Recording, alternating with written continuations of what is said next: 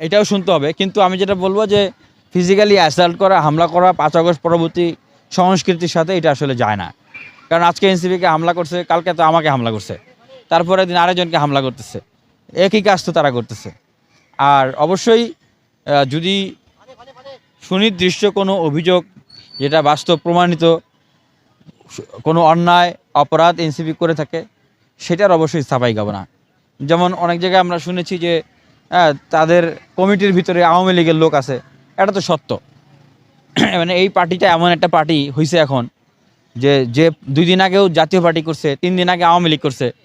অভ্যুত্থানের সময় মানে আক্রমণাত্মক ভূমিকায় ছিল, শেখ হাসিনা দালাল ছিল, হ্যাঁ, ব্যবসায়ী ছিল, আমলা ছিল, হ্যাঁ, রাজনীতি করতো ফ্যাসিবাদের পক্ষে।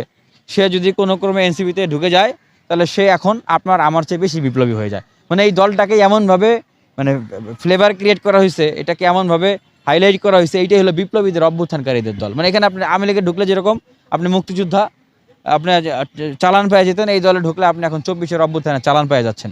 তো এই সেন্সটা তো মানে একটা মিস সেন্স যাচ্ছে যে এনসিপিতে যারাই আছে, এনসিপি মানেই বিপ্লবী না, এনসিপি মানেই বিপ্লবীদের দল না।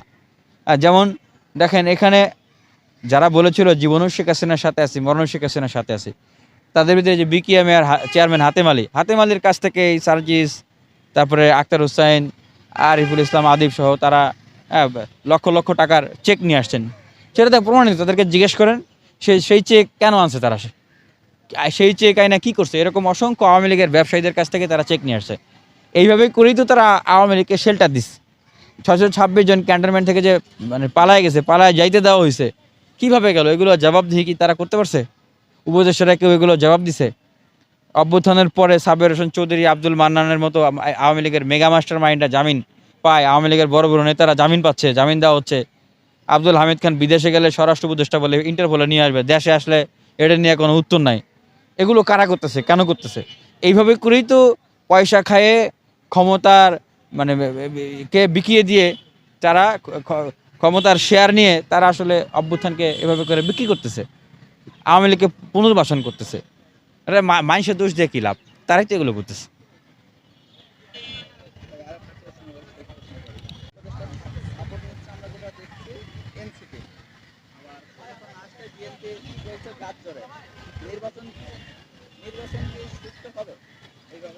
যে ইন্টারিম গভর্নমেন্ট আর দেশই চালাইতে পারবে না। দেখেন, আর কয়েক মাসের বেশি তার পক্ষে রাষ্ট্রই পরিচালনা করা সম্ভব না। 56টা মিনিস্ট্রি, মাত্র 23 জন উপদেষ্টা, তার ভিতরে বেশিরভাগের রাজনৈতিক অভিজ্ঞতা নাই, অনেকেরই অ্যাডমিনিস্ট্রেটিভ অভিজ্ঞতা নাই। আর এই যে একটা ইন্টারিম পিরিয়ড, এই পিরিয়ডটা জাতীয় আন্তর্জাতিক নানান রকমের ফ্যাক্টর কাজ করতেছে, এখানে একটা অস্থির অবস্থা। সুতরাং আমি যেটা বলবো, একটা জাতীয় সরকার গঠন করে আগে রাষ্ট্রকে সংস্কার করতে হবে, বিচার করতে হবে, জুলাই সনদ ঘোষণা করতে হবে, বিশ্ববিদ্যালয় কলেজগুলোতে ছাত্র সংসদ নির্বাচন দেওয়া, একটা স্থিতিশীল পরিবেশ ফিরিয়ে আনা, এরপরে একটা অংশগ্রহণমূলক নির্বাচন, তাহলে সম্ভব, অন্যথায় সম্ভব না।